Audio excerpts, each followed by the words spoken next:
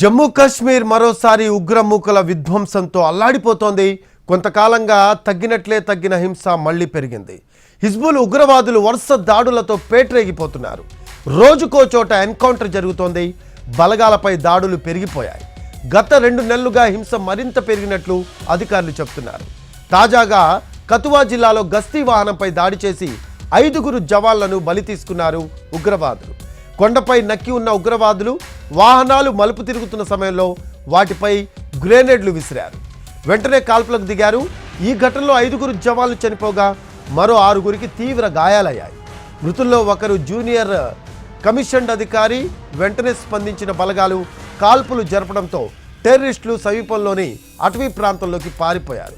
ఈ దాడి తమ పనేనని జైషే మహమ్మద్ అనుబంధ ముఠా కశ్మీర్ టైగర్స్ ప్రకటించుకుంది.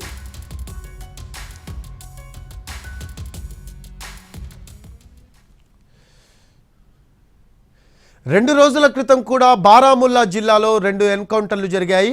ఈ ఘటనల్లో 6 ఉగ్రవాదుల్ని బలగాలు మట్టుబెట్టాయి. 2 జవాన్లు వీరమరణం పొందారు.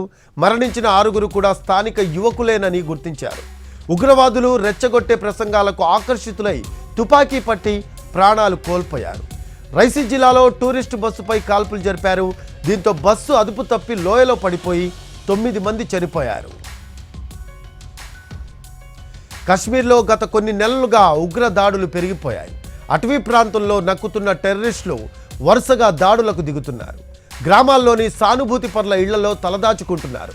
అటవీ ప్రాంతాల్లో ప్రత్యేకంగా కాంక్రీట్ బంకర్లను సిద్ధం చేసుకున్నట్లు బలగాలు గుర్తించాయి.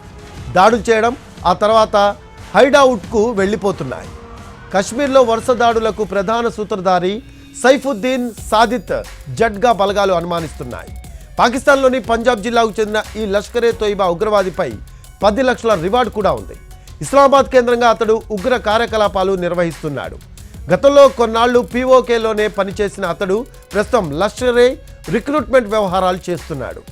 జమ్మూ కాశ్మీర్లోని తన కాంటాక్ట్ల ద్వారా వరుస ఉగ్రదాడులకు దిగుతూ ఉన్నాడు. జమ్మూలో వరుస దాడులపై కేంద్రం అలర్ట్ అయింది. ఉన్నతాధికారులతో నిరంతరం కేంద్ర హోంశాఖ సంప్రదింపులు జరుపుతోంది.